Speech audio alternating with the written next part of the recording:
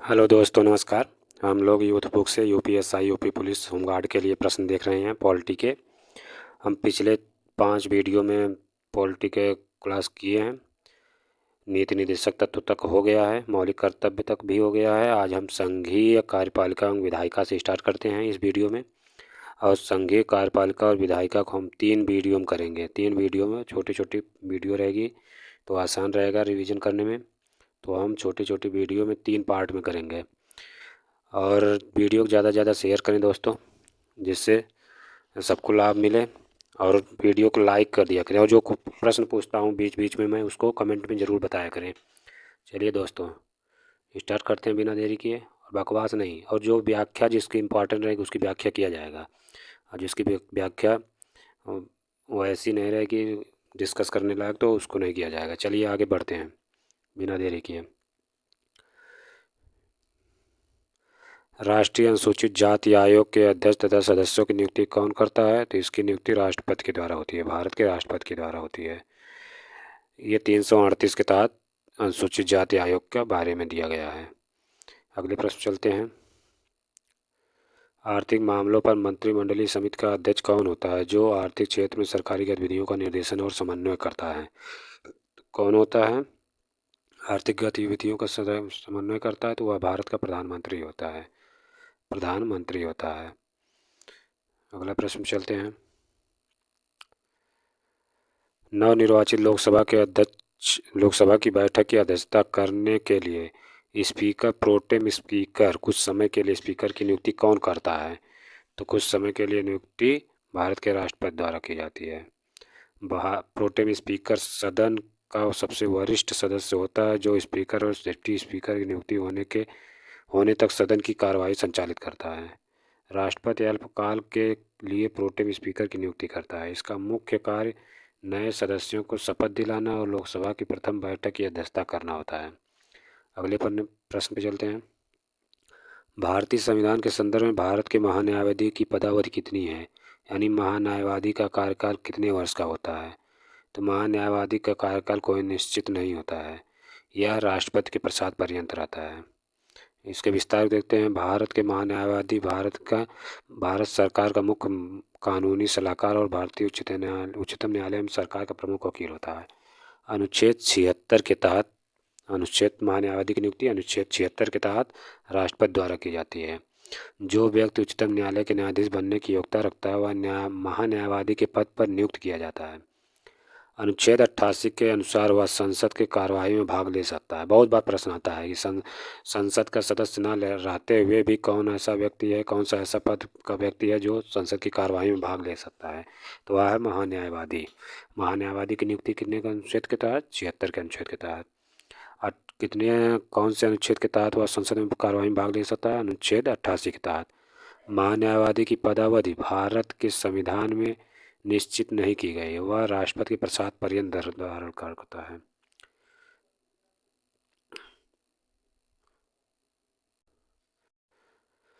उन्नीस सौ 21 के केंद्रीय बजट से रेल बजट को अलग करने के लिए किस समिति ने प्रस्ताव रखा था? यह यकवर्थ समिति ने रखा था। यकवर्थ समिति ने रखा था। 1920 में विलियम यकवर्थ के नेतृत्व में एक समिति का गठन किया गया था। यकवर्थ समिति ने अपनी सिफारिशों में रेल बजट को आम बजट से अलग करने का सुझाव दिया है। सन 1924 में रेल बजट को आम बजट से अलग कर दिया गया। 21 सितंबर 2016 को केंद्रीय मंत्रिमंडल द्वारा सामान्य बजट के साथ रेल बजट को मिला दिया गया। अगले प्रश्न चलते हैं। गढ़पूर्ति यानी कोरम पूरा करने के लिए राज्यसभा में कितने सदस्य पीठासीन अधिकारी सहित मौजूद होने चाहिए? तो यह 25 सदस्य होने चाहिए, यानी कुल सदस्य संख्यों का 1/10, यानी 250 सदस्य होते हैं तो 250 सदस्यों के 1/10 25 होता है, 10वां हिस्सा। संविधान के अनुच्छेद 100 के तहत संसद के किसी भी सदन की बैठक का गठन करने के लिए गढ़पूर्ति सदन की कुल सदस्य संख्या का 10वां हिस्सा होता है। यदि सदन की बैठक के दौरान किसी भी समय गढ़पूर्ति नहीं होती है तो सभापति उस रूप में कार्य करने वाले व्यक्ति का यह कर्तव्य होगा कि वह या तो सदन को स्थगित कर दे या बैठक को गढ़पूर्ति होने तक स्थापित कर दे। राज्यसभा की कुल सदस्यता 245 है, इसलिए 25 सदस्यों की उपस्थिति उसकी बैठक के गठन के लिए पर्याप्त गणपूर्ति है। और इसी तरह लोकसभा में गणपूर्ति 50 है। तो देखिए 245 पे अगर 10 गुना करेंगे तो 24.5 होता है। तो आधा कोई व्यक्ति तो बैठेगा नहीं, पूरा जब भी बैठेगा तो 25 हो जाता है। और अगर यह अधिकतम 250 संख्या होनी चाहिए, राज्यसभा की सीटों की संख्या 250 है, तो अगर 250 भी सदस्य चुन लिए जाएंगे, अभी तो 245 ही चुने जाते हैं, तो 250 का भी 10 गुना निकालेंगे तो 25 ही आएगा, क्योंकि यहाँ 24.5 आ रहा है तो 25 मान लिया जाता है, यहाँ पूरा पूरा 25 आएगा। चलिए अगले प्रश्न चलते हैं। भारतीय संसदीय समूह का पदेन अध्यक्ष कौन होता है, जो भारत की संसद और विश्व की विभिन्न सांसदों के बीच एक कड़ी है? तो यह है एक लोकसभा अध्यक्ष। लोकसभा अध्यक्ष भारतीय संसदीय समूह का पदेन अध्यक्ष लोकसभा अध्यक्ष होता है, जो भारत की संसद और विश्व के विभिन्न सांसदों के बीच की एक कड़ी होता है। भारतीय संसदीय समूह की स्थापना 1949 में संविधान सभा द्वारा 16 अगस्त 1948 को पारित प्रस्ताव के द्वारा किया गया था। अगले प्रश्न चलते हैं। क्षेत्रीय परिषद के सर्वमान्य अध्यक्ष कौन होते हैं? तो यह केंद्रीय गृह मंत्री होते हैं। क्षेत्रीय परिषद के सर्वमान्य अध्यक्ष केंद्रीय गृह मंत्री होते हैं। अगले प्रश्न चलते हैं। भारत के महान्यायवादी के पारिश्रमिक का निर्धारण करने का अधिकार किसके पास होता है? तो भारत के राष्ट्रपति के द्वारा पास होता है। महान्यायवादी की नियुक्ति अनुच्छेद 76 के तहत होता है। और संसद की कार्यवाही में भाग लेता है किस अनुच्छेद के तहत? तो आप लोगों को कमेंट में बताना है किस अनुच्छेद के तहत। अभी मैं पिछले प्रश्न में बताया था कि अनुच्छेद के तहत संसद की कार्यवाही में महान्यायवादी भाग लेता है। आप लोगों को कमेंट में ज़रूर बताना है। अगर गलत रहेगा तो मैं उसको सही बताऊंगा और व्याख्या करूंगा। ज़रूर कमेंट करिए आप लोग, और वीडियो को ज़्यादा से ज़्यादा शेयर करिए। राष्ट्रीय एकता परिषद की पहली बैठक किस वर्ष में आयोजित की गई थी? राष्ट्रीय एकता परिषद की पहली बैठक 1986 में आयोजित की गई थी। 1986 राष्ट्रीय एकता परिषद है, वो राष्ट्रीय एकता परिषद है, तो यह 1962 में की गई थी। राष्ट्रीय एकता परिषद का गठन यह 1961 में हुआ था, 61 के तहत हुआ था। इसकी आधिकारिक बैठक 1962 में हुई थी। चलिए अगले प्रश्न चलते हैं। भारतीय संविधान के किस अनुच्छेद में राज्यों के लिए महाधिवक्ता के पद का प्रावधान किया गया है? तो अनुच्छेद 165 के तहत महाधिवक्ता का व्यवस्था की गई है। भारत के उपराष्ट्रपति का चुनाव करने वाले निर्वाचक मंडल में कौन शामिल होते हैं? राज्यसभा के सदस्य, केवल राज्यसभा के सदस्य, गलत। केवल लोकसभा के निर्वाचित सदस्य, गलत। उपराष्ट्रपति है, यह भी ध्यान रखना है, उपराष्ट्रपति है। केवल राज्यसभा के निर्वाचित और मनोनीत सदस्य, ये भी गलत है। तो इसमें संसद के दोनों सदनों के निर्वाचित तथा मनोनीत यानी सभी सदस्य भाग लेते हैं। और राष्ट्रपति के चुनाव में राज्यसभा, लोकसभा के निर्वाचित सदस्य और विधानसभा के निर्वाचित सदस्य भाग लेते हैं। इसमें विधानसभा के सदस्य भाग नहीं लेते हैं। इसमें मनोनीत सदस्य भी भाग लेते हैं। उपराष्ट्रपति के चुनाव में उपराष्ट्रपति का निर्वाचन अनुच्छेद 63 के तहत होता है। उपराष्ट्रपति के पद जो ग्रहण किया गया वह अमेरिका के संविधान से ग्रहण किया गया है। चलिए अगले प्रश्न चलते हैं। भारत में सर्वोच्च कानून अधिकारी कौन होता है? तो भारत में सर्वोच्च कानूनी अधिकारी भारत के महान्यायवादी होते हैं। महान्यायवादी की नियुक्ति किस अनुच्छेद में है? अनुच्छेद 76 में है।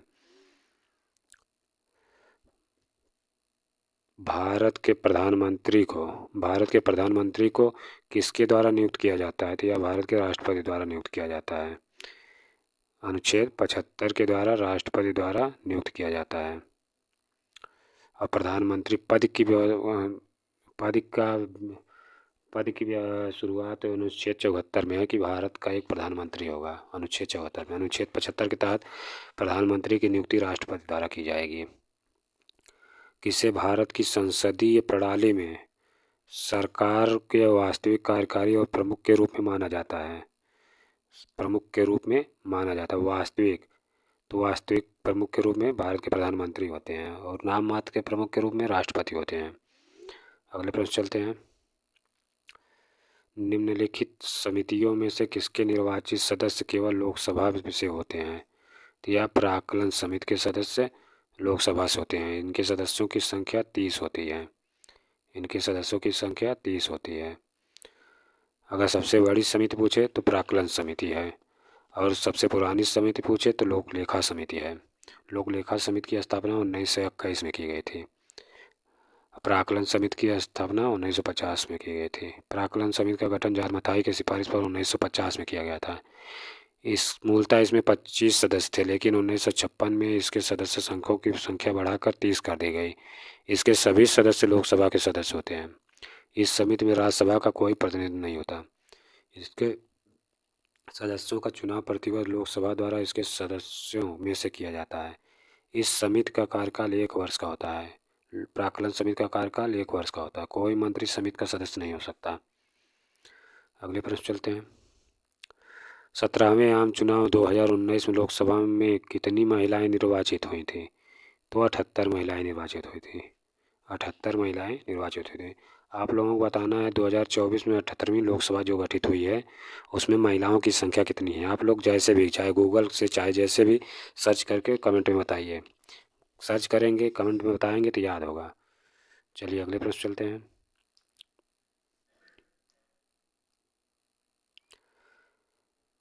निम्नलिखित में से किसी सरकार के संसदीय स्वरूप के रूप में भी जाना जाता है? संसदीय स्वरूप के रूप में भी जाना जाता है। तो यह उत्तरदायी शासन को संसदीय रूप के में जाना जाता है। गणपूर्ति कोरम पूरा करने के लिए लोकसभा में कितने सदस्यों अध्यक्ष सहित को उपस्थित होना होता है? लोकसभा में पूछा है, तो लोकसभा में कितने सदस्यों को अध्यक्ष सहित? तो यह 55 सदस्यों को उपस्थित होना होता है। 55 सदस्यों को उपस्थित होना होता है। यहाँ जो ऑप्शन दिया है गलत है, ये नहीं होगा, ये बी होगा। इसका ऑप्शन बी सही है। इसका उत्तर बी सही है। ऑप्शन गलत दिया है लेकिन व्याख्या सही दिया है। व्याख्या सही दिया है। चलिए अगले प्रश्न चलते हैं। किस संवैधानिक पदाधिकारी को सार्वजनिक कोष पब्लिक पर्स का संरक्षक कहा जाता है? तो पब्लिक पर्स का संरक्षक, सार्वजनिक कोष का संरक्षक कैग होता है। भारत के नियंत्रक एवं महालेखा परीक्षक होता है। महालेखा परीक्षक 148 के अंतर्गत व्यवस्था की गई है। महालेखा परीक्षक, नियंत्रक एवं महालेखा परीक्षक की व्यवस्था 148 अनुच्छेद में की गई है। इनका कार्यकाल 6 वर्ष या 65 वर्ष, जो भी पहले हो, यानी 6 वर्ष अगर उनका कार्यकाल पूरा हो जा रहा है तब रिटायर हटेंगे, या तो 65 वर्ष की आयु पूरी कर ली हो 6 वर्ष से पहले, 65 वर्ष वहाँ की आयु पूरी हो जाती है तो हटा दिया जाता है। इसका कार्य भारत के संचित निधि, प्रत्येक राज्य की संचित निधि, संघ शासित प्रदेशों के सभी व्यय संबंधी लेखाओं की लेखा परीक्षा करना होता है। लोकसभा के प्रथम अध्यक्ष कौन थे? लोकसभा के प्रथम अध्यक्ष जेबी मावलंकर थे। जेबी मावलंकर थे। बहुत बार पूछता है, इसकी व्याख्या जरूर देखा जाएगा। लोकसभा के प्रथम अध्यक्ष जेबी मावलंकर थे। इनका कार्यकाल 15 मई 1952 से 27 फरवरी 1956 तक था। जेबी मावलंकर गणेश वासुदेव मावलंकर इनका पूरा नाम है। अनुच्छेद 81 के तहत लोकसभा की संरचना को परिभाषित करता है। अनुच्छेद 81 लोकसभा की संरचना को परिभाषित करता है। अनुच्छेद 79 संसद को, 80 राज्यसभा को, 81 लोकसभा को। एक ट्रिक है इसके याद करने के लिए, सरला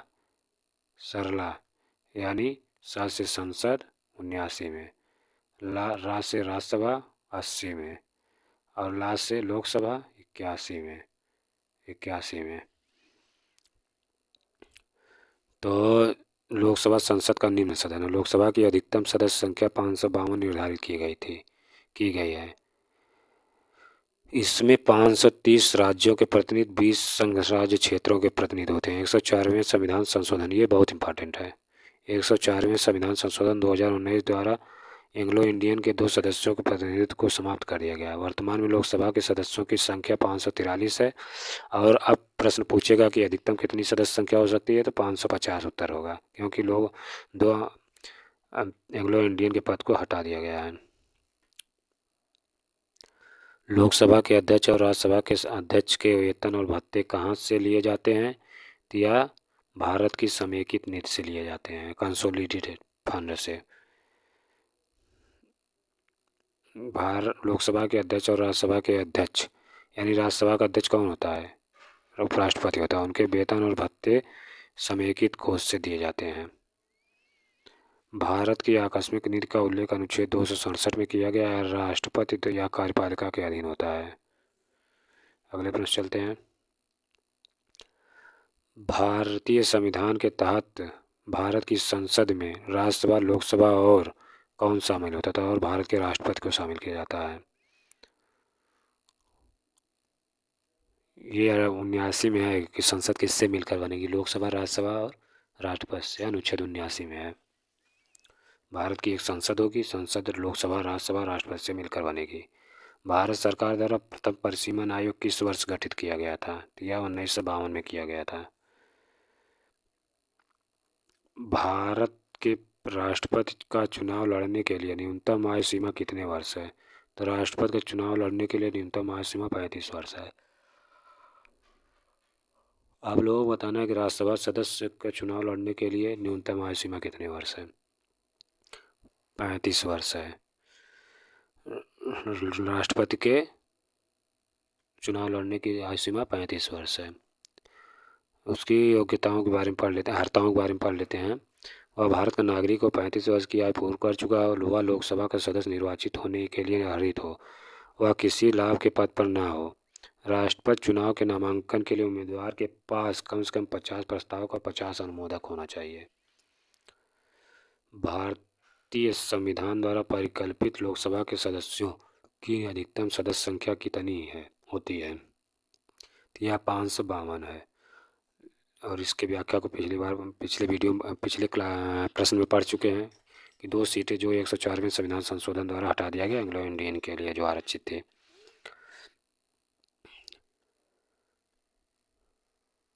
लोकसभा सांसदों की संख्या टोटल 550 है। और वर्तमान में जो नियुक्ति जो चुने जा रहे हैं 545। एक मंत्री के अलावा संसद के किसी भी सदस्य द्वारा पेश किए गए एक विधेयक को क्या कहा जाता है? अगर मंत्री विधेयक नहीं ला रहा है तो वह निजी विधेयक कहलाता है। विधेयक को 4 प्रकारों में बांटा जाता है। कितने प्रकारों में? 4 प्रकारों में। साधारण विधेयक, वित्तीय विषयों के अलावा अन्य सभी विषयों से संबंधित विधेयक। धन विधेयक, यह वित्तीय विषयों जैसे करारोपण, लोक व्यय आदि से संबंधित होता है। वित्त विधेयक, यह भी वित्तीय विषय से संबंधित है, धन विधेयकों से भिन्न होता है। संविधान संशोधन विधेयक, ये विधेयक संविधान के उपबंधों में संशोधन से संबंधित है। अगले प्रश्न चलते हैं।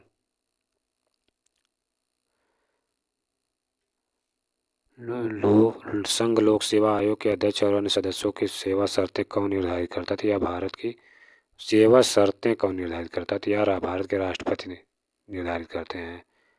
भारत के राष्ट्रपति निर्धारित करते हैं। अध्यक्षों की संघ लोक सेवा आयोग के अध्यक्ष और अन्य सदस्यों की सेवा शर्तें राष्ट्रपति द्वारा निर्धारित होती है। अनुच्छेद 312 के तहत संसद को संघ और राज्य के लिए अखिल भारतीय सेवाएं बना सकती है। अनुच्छेद 315 के तहत संघ एवं राज्य लोक सेवा आयोग का गठन प्रावधान है। राज्यसभा के सदस्य के रूप में चुने जाने के लिए किसी व्यक्ति को न्यूनतम आयु सीमा कितनी होनी चाहिए? 30 वर्ष होनी चाहिए। देखिए अभी मैं प्रश्न पूछा था, कमेंट में आप लोग बताइए।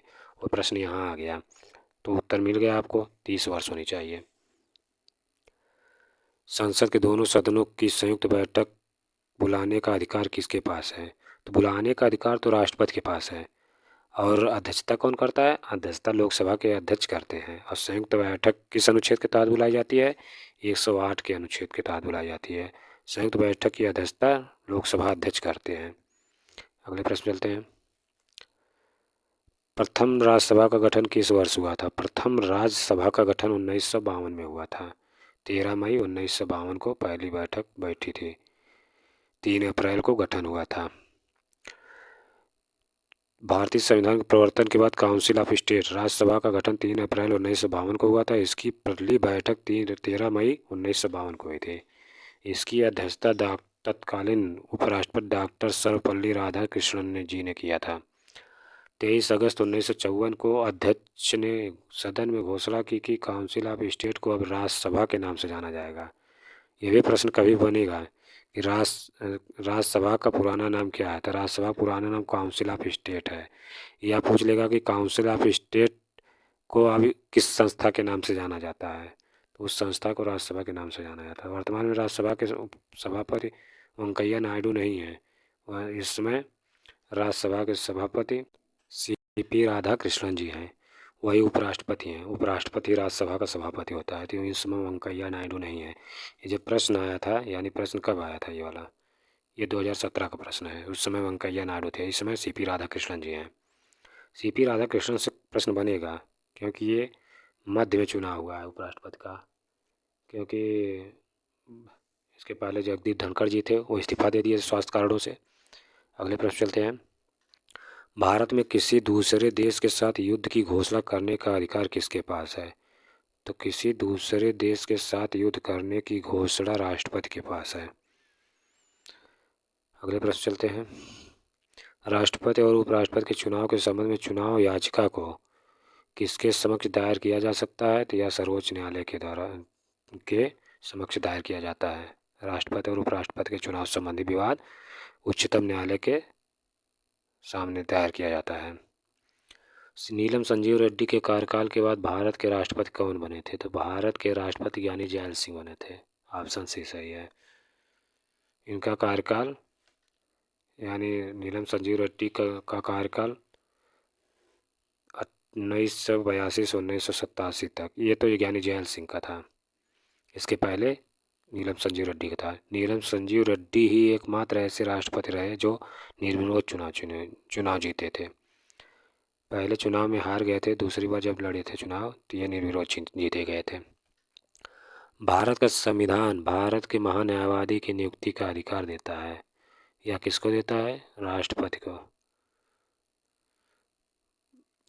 भारत के राष्ट्रपति को किस प्रणाली के अनुसार एक निर्वाचक मंडल के द्वारा चुना जाता है, तो एकल हस्तांतरणीय मत के माध्यम से आनुपातिक प्रतिनिधित्व द्वारा। ऑप्शन सी एकल संक्रमणीय मत प्रणाली, ऐसे भी कह सकते हैं, एकल हस्तांतरणीय मत के माध्यम से आनुपातिक प्रतिनिधित्व द्वारा। भारतीय संविधान के अनुच्छेद 55 के अनुसार राष्ट्रपति का चुनाव एकल संक्रमणीय मत के माध्यम से आनुपातिक प्रतिनिधित्व प्रणाली से होता है और एक निर्वाचक मंडल सदस्यों द्वारा किया जाता है। इसमें संसद के दोनों सदनों और राज्यों के विधानसभाओं के निर्वाचित सदस्य होते हैं। मनोनीत सदस्य राष्ट्रपति के चुनाव में मतदान में भाग नहीं लेते। 246वां प्रश्न है। राष्ट्रपति द्वारा प्रख्यापित अध्यादेश के संदर्भ में निम्नलिखित में से कौन सही है। राष्ट्रपति द्वारा घोषित अध्यादेश की शक्ति कानून के समतुल्य है, बिल्कुल सही है। संसद के दोबारा बैठने और बैठक की तारीख से 3 सप्ताह बाद अध्यादेश निष्क्रिय हो जाता है, गलत है। 6 सप्ताह तक रहता है, 6 महीने 6 सप्ताह तक अध्यादेश रहता है, और बैठक हो गई तो तब भी बैठक शुरू हुई तब से 6 सप्ताह तक रहता है। यानी ऑप्शन ए केवल कथन एक सही है। कथन एक मतलब ऑप्शन बी सही है। देखिए यहाँ दिया हुआ है, अध्यादेश 123 के तहत जारी करता है और यह अध्यादेश 6 माह के तक ही परिवर्तन में रहता है यदि इसी बीच संसद दोनों सदनों में अनुमोदन न करा लिया जाए। यदि लेकिन इस अनुमोदन के बाद में प्रारंभ होने वाले सदन की तिथि से 6 सप्ताह के अंदर दोनों सदनों द्वारा पारित कराना आवश्यक है। राष्ट्रपति के विरुद्ध महाभियोग के संदर्भ निम्नलिखित में से कौन सा सही है। दोनों सदनों के सदस्य बहस में हिस्सा लेते हैं परंतु केवल राज्यसभा के सदस्यों को मत देने का अधिकार है। राष्ट्रपति के विरुद्ध महाभियोग के संदर्भ में निम्नलिखित में से कौन सा सही है। दोनों सदनों के सदस्य बहस में भाग लेते हैं, केवल राज्यसभा के सदस्यों को मत देने का अधिकार प्राप्त है। ये तो गलत है। केवल राज्यसभा के सदस्यों को, राष्ट्रपति के विरुद्ध महाभियोग तभी लाया जा सकता है जब वे राष्ट्रपति पद के लिए अयोग्य सिद्ध हो जाएं या वित्तीय अनियमितता में लिप्त पाए जाएं। यह भी गलत है कि अयोग्य जब सिद्ध हो जाएगा तो महाभियोग लाने कोई औचित्य ही नहीं है, तो खुद ही वह हट जाएंगे। तो दोनों ऑप्शन गलत है, यानी कोई ऑप्शन सही नहीं है। तो ऑप्शन डी सही है, ए और बी दोनों ही सही नहीं है। महाभियोग किस अनुच्छेद के तहत लाया जाता है? तो अनुच्छेद 61 के तहत लाया जाता है। और महाभियोग लाने से पहले 14 दिन पूर्व राष्ट्रपति को सूचना देनी पड़ती है। भारतीय संविधान के अनुच्छेद 80(1) के अनुसार राज्यसभा की संरचना में निहित है तो राष्ट्रपति द्वारा मनोनीत 12 सदस्य, राज्य और केंद्र शासित प्रदेशों के अधिकतम 200 से 238 प्रतिनिधि। दोनों सही है, दोनों कथन सही है, दोनों कथन सही है, यानी सी ऑप्शन सही है। राष्ट्रपति द्वारा मनोनीत 12 सदस्य राज्यसभा संरचना में निहित होते हैं। राज्य और केंद्र शासित प्रदेशों के अधिकतम 238 सदस्य, 238 ये होते हैं, 12 मनोनीत किए जाते हैं, तो दो टोटल होते हैं 250 सदस्य। वर्तमान में कितने हैं? 245 सदस्य। अगले प्रश्न चलते हैं।